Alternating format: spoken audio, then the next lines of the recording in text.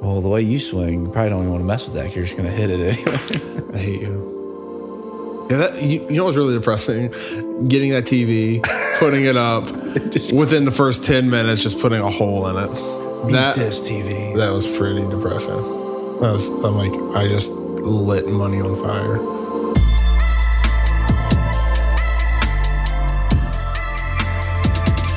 Good thing you canceled your Netflix, though. That extra $2 increases, man, that was killing you. I think it was like 4, wasn't it? Oh, I don't know.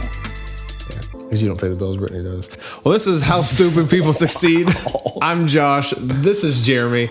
And this is Holy how smokes. two stupid people somehow just figure stuff out They just in keep life. taking cheap shots. They lower each other's self-esteem so much that eventually Isn't that what friends do? they either crumble or they turn it around, which is the American way. Yes. That's all I'm saying. Get up. America. Get up. Come on. Dwayne Wade. Your bootstraps. How could you pick something up?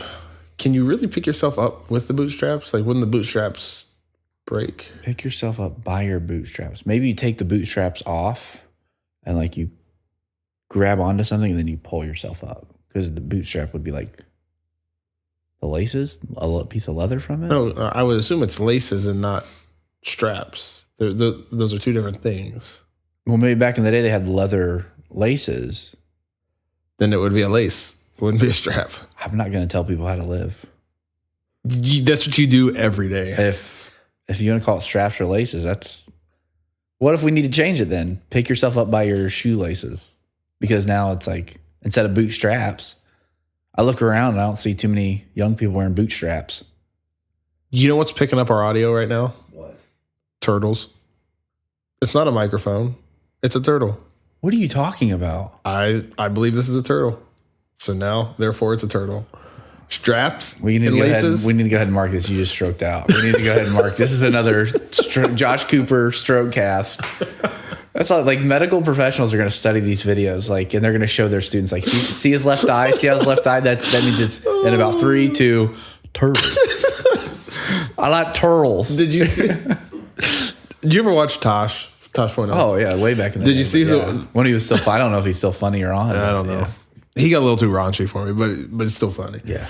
He did this one where he had the kid on there that had the turtles. Yeah. I mean, that was such a good one. I love Such a good one. turtles. We are talking about the most stressed on the heels of this. Yes. Great segue. The most stressed and anxious you've ever been in your life. So give me an idea of when, what, how, why, at that point in your life, you were the most stressed and the most anxious you've ever been. Number one, it would be when my wife told me she was pregnant with the first kid. I had no idea what to expect. I knew that was a life-changing journey that we're about to embark on. And especially coming off the heels of, we were at a rocky point in our relationship and then find out, we're pregnant. We're just like, holy moly. Yeah, don't say what you really said. Go with holy moly. Yeah, holy moly. But that's one thing I could definitely pinpoint and say, okay, this is absolutely life-changing. I have no idea what to expect. I've never been through it. I've never really cared enough from other people to kind of know what they're going through and that to actually have any sort of idea. Yeah. So it was Josh and Amanda. We're going to figure this out. I'm sure Amanda had a whole bunch of other thoughts than I did. But that was definitely number one. Yeah. Obviously kids number 2 and 3, stressful, anxious. Yes, but not necessarily as much as the first. It's weird. Human beings have been having babies since the beginning of time or the beginning of humans.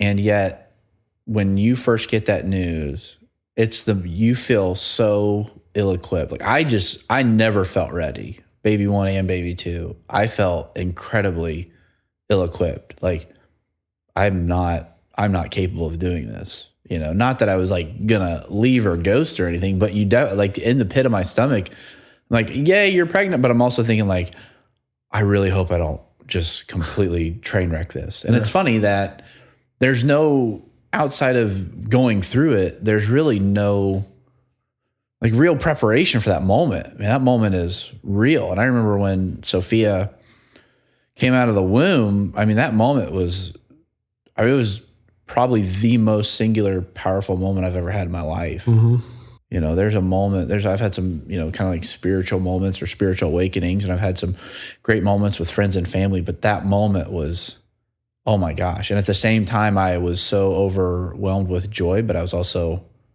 overwhelmed with terror. So in that stressful moment, how did you start to try to navigate through that so you could succeed through it, not just like get through it? Or because some of I mean, obviously it's an immensely stressful time. Some marriages, it just crushes, right? It crushes both parties. Some marriages is like, man, they're awesome. How do they do it? You know? Was there a question? Yeah. The question was, how did you navigate through that? You just do So you it. have feelings that you've never had before. Okay, how am I going to get through this? I pick myself up by the bootstraps. Of course, that's what you got to do. Just navigate. Really, it's just, you know, one foot in front of the other. You just figure it out. You know, you're just, every day's different. You literally just take one step and you just believe that step is right. You know, the next best step. You just keep taking those steps. You know, eventually, you know, especially with the whole pregnancy and becoming a dad, it was a lot of stuff that, you know, that I never even thought about. I never thought about cribs. I never thought about like having a nursery in the house. Like, well, man, at that point we were living in our in-laws' basement. So it's just like, you know, so we go to looking for a house to, you know, thinking about, okay, where we're going to have the crib and like all this other, you know, you got to think about baby gates. You got to think about all this stuff. And dude, kids are expensive too. Yeah. You know, especially when you have my lovely wife who doesn't have any, cool is, okay, so traditionally my wife, God love her, she loves spending money. Yeah. But this year she's actually on a not spending so much money kick. Awesome. Yeah. Good. That's good. That's great. But I digress a little bit. But kids are expensive. Kids are super expensive. And, you know, at that point, that was 2012 he was born. So 2011, you know, I was just finishing up grad school then, you know, had a couple part-time jobs, had no money, thinking, oh my God, how in the world are we going to make this work? And, you know, it was just one step after the other. And, you know, we figured it out. You know, my wife and I, you know, we're very blessed, very fortunate to have two great jobs now, and we can take care of our family and we can do a lot of extra things. And, you know, but at the time when you have no money, no house, it's just you two, and you're just told you're going to have a baby, you're just like, what? Yeah. So, but yeah, what's one of the most stressful things that you've been through? The one I can probably pinpoint the most was definitely a period of time at JP Morgan where the job had become so intense and it had become so like commanding that even when I wasn't at work, I couldn't really turn it off. And I would be home on the weekend. And so a big part of my job kind of revolved around when the markets are open. So the markets typically, I mean, there's holidays and there's special deadlines and different things like that. But typically the market, there's one closing window at 4 and then the market's finally shut down at like 4:30 completely. And so our job revolved around processing different things like that and executing trades and different things around that time. And I had seen people that had 15, 20 years experience walk in Monday morning, make one mistake at 8:30, be packing up and lost their job at 10 a.m. And it was nothing but cutthroat. And the environment I was in, there was definitely a group of Heritage Bank One employees because JP Morgan bought out Bank One. And there was a Heritage group there, and it was like they were all like band of brothers. And they're all females, which was also kind of weird. But they were all females, and they were like, and they were. We believe in equal opportunity. Yeah, 100%. But from the top person in my department that's in Columbus, that's reporting directly to the line of business director in New York, it was all female leadership all the way through, and they had gone through the Bank One stage, so they were like their own team, their own group, and I was kind of like this outsider. Obviously, I was young, I was aggressive. I didn't really make too many apologies or take feelings into consideration, really. So I probably pissed a lot of people off, which obviously didn't really help my job security either. A lot of threats, a lot of comments, a lot of evaluations, a lot of plans and performance reviews, and just anything that like could manipulate the situation. And I remember one moment, like this is the moment when I realized how bad it was. I was at home on a Sunday, markets are closed. I don't have to go in for any kind of testing or reporting or anything like that. I'm just at home and I want to lay down and take a nap. And I lay down and I'm tired. I'm sleeping very little. I'm working quite a bit. And so I lay down and I just want to rest. And I close my eyes and every bit of that high energy work, go motor is still on level 10. And I couldn't turn off the feeling that I'm at work and I have to perform. And even on a Sunday, I was talking to myself out loud. The markets are closed. There's nothing you can do. You're not, how are you going to get fired on your day off? You're not going to get fired today. Just breathe, relax, rest. Like I would have to verbally coach myself through that. And my wife definitely saw that I was kind of taking a toll. And I was talking to a friend about it. And at the time, I was processing that whole situation from a very kind of immature position. And so I was basically talking to him about really kind of complaining about the situation, right? And thankfully, he didn't feel sorry for me, which I think a lot of people, when they get in high stress, high anxious environments, it's one thing to understand and have compassion. It's another thing to like pity somebody or feel sorry for them, which he definitely didn't do. And he basically just told me, he went to a portion of the scripture that basically says, servants, serve your masters, if they're good or bad, and serve them like you're serving the Lord. And he basically told me, you have to make a choice. You're either going to man up or let them crush you. And so, what was really cool is that day I decided to make the change. And the change took me to a completely different stratosphere of production that I didn't even know I had. I mean, I'm not joking. When I was there and I was producing at the level I was producing, I was doing 3 times what the next closest person in my department was even close to touching. I had become a resource for JP Morgan, in their Dallas office, in their New York office, in their Mumbai, India office, obviously in the Columbus office. I was, and I'm not joking when I say this, but I was the only person in that organization, that department, that could navigate 2 different mainframes. One was the Heritage JP Morgan mainframe. I'm starting to get technical and nerdy, but the other one was the Bank One mainframe, which is one of the big reasons why JP Morgan bought Bank One for its Treasury Services and Securities Department. And so, and I just took it to a completely new level, and none of those people changed their opinion about me, but the effect those people had on me was completely gone. And when I made that shift, it alleviated the place I was giving them to have a negative impact on me. And I began crushing it on like an insanely new level. So for you, in trying to navigate, what was the moment or what was the time that you're like, okay, I'm starting to feel like I'm getting some traction here, and the emotions are starting to leave? Or how did you get through the emotions of, no money and baby on the way? And, how do you work through that? So you're still, and maybe you learn from something. So maybe you didn't do it well, but learn from that so you can walk through it being a healthy, still moving forward human being. So that was almost 8 years ago. I just figured it out yesterday. Yeah. No, it's, it's a constant battle. It's a constant struggle. But when you're in the midst of it, everything, and like I know I shared this before, but everything I do, I can learn from, regardless if it turns out to be successful or not successful. There's always something I can learn, always something I can improve on. I'm super glass half full. Mm-hmm. So when I'm going through those processes of figuring all this stuff out, you just make it work. So you focus on hey, we don't have any money. Figure out, okay, how am I going to make money? So, okay, you figured that out. Great. Now we're making a little bit of money. Where are we going to live? Yeah. Figure that out. And then you're thinking, okay, well, there's all these different steps. You just get it down and you chunk it down one little thing at a time. But you have to be able to identify what those things are. Yeah. So if you don't know what those things are and you're just running around in a chaotic state, which I know it's easy to do for a lot of people, then you just stay in that chaotic state and nothing gets done. You keep, it keeps getting deeper. You keep getting more over your head. It's kind of like quicksand, Yeah.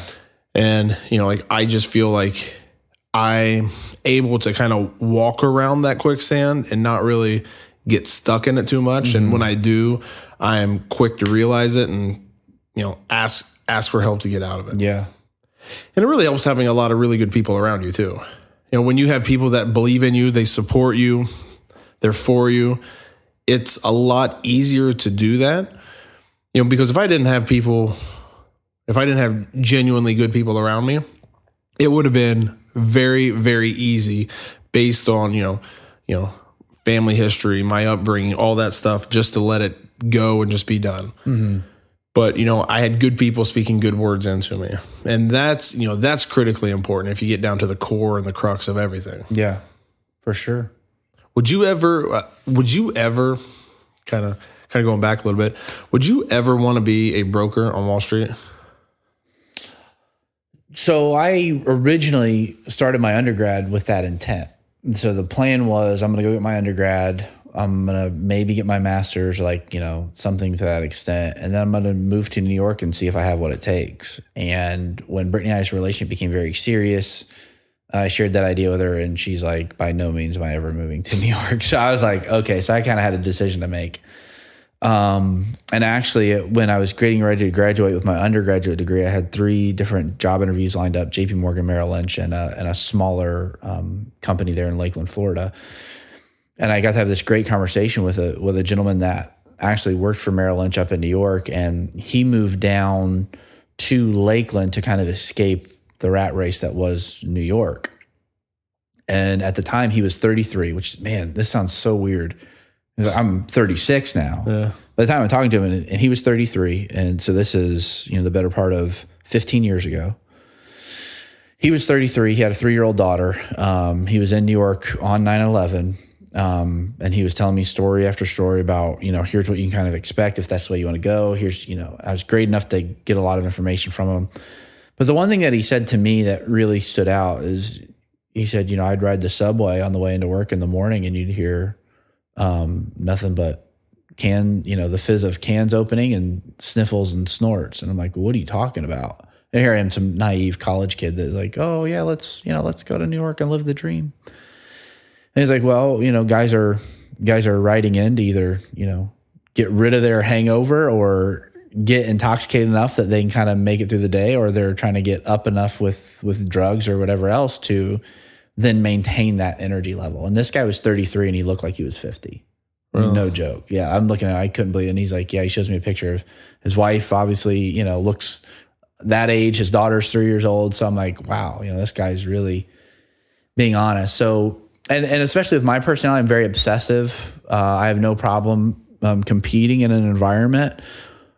And I think it was definitely like the grace of God and Brittany probably knowing ahead of time what that environment would do to me. Because I would go into that environment, I'd have no problem dying early in life and living that life. Not like the drugs and alcohol, I'm not saying that, but living the life of like, people don't understand how intense that schedule is. It's Monday through Friday and you're going off 3-4 hours of sleep for basically the rest of your career, and you're using the weekends to catch up on sleep, and you're probably living an extremely unhealthy lifestyle, and you're probably just shortening your quality of life or your attention span. You look at family successes, divorce rate, what happens with kids in those situations. Like I did my research. I'd be curious. It's not pretty. It looks great in a movie, but it's not that pretty in real life as far as the collateral damage and what people go through. I don't think it looks great in a movie. I think it looks amazing. I love it. So for me, but the juice of the competition, the juice of kind of that, the proximity of other people, and you're competing and you're doing all those different things. That was something that was very appealing to me. But again, like I said, I would not be anywhere near the kind of person I am today if I would have pursued that. Me and Brittany would not be married more than likely. I'd probably be a terrible dad. And I'd probably have an extremely unhealthy lifestyle. I'd have more money in the bank, but thank God that wasn't worth as much as maybe I thought it was originally. Yeah. It's funny because, we can have conversations about, anxiety and, stress, big decisions and things like that. And that's something that, people deal with on an everyday basis, whether it's, I guess, anxiety level, whatever of, say a magnitude of 10 to a 1, we're all kind of dealing with these things. Yeah. We're all trying to navigate these things. What's, if you can kind of put it in one brief little synopsis, how do you kind of navigate those areas where you feel a little anxious, you feel a little, nauseous, you have that feeling in the pit of your stomach and you don't know what to do? Yeah. What's your process when it comes to that? The foundation of your life cannot be based on you. It has to come from something so much greater. So for me personally, obviously that's my relationship with Jesus, right? That's absolutely the foundation. There's so many times where I get to that crossroads and I realize what decisions I'm willing to make, what decisions I'm not willing to make, what causes anxiety, what causes fear, what is a super challenging life moment or whatever. And it all goes back to that foundation. I realized, and thank God I realized a while ago, I'm lacking in certain areas. And so since that time, I began kind of that pursuit and trying to understand that life happens to everybody. I think this is one of the good things about athletics, like especially playing football. It's cold. People are bumped and bruised up. People are hitting each other. Everybody feels pain. Everybody feels the cold. So what's the separator, right? We're all in that same boat. Everybody has fears. Everybody has anxieties. Everybody has, depressive seasons in their life. So your situation isn't so unique that you can use it as an excuse to just suck. Yeah. And I think that for me is the reality. Is like, and I also look at, I've been given this opportunity too. So I look at this opportunity and I say, you know what? You've been given this opportunity. Why not? Why not be healthy? Why not be successful? Why not take that shot? Why not ask that question? Why not reach out to that person? Why not ask that question? Because in all of that, at the end of the day, I'm not in a direct life or death situation. So I also think in those moments, there's the reality of this situation isn't final. Yeah. If I lost my job at JP Morgan, what helped me get over that is if I lose it or if I get it or if I get promoted or whatever happens, none of that's the end of the story for me. Yeah. It's a good answer. Well, I think that probably about wraps this up, at least as much as we want to get into it right now. Yeah, there's a lot more with that. But it's real. I mean, the stress management of your career is a big deal. Yeah. We're family. And then you combine it. Holy moly. Life-changing, bro.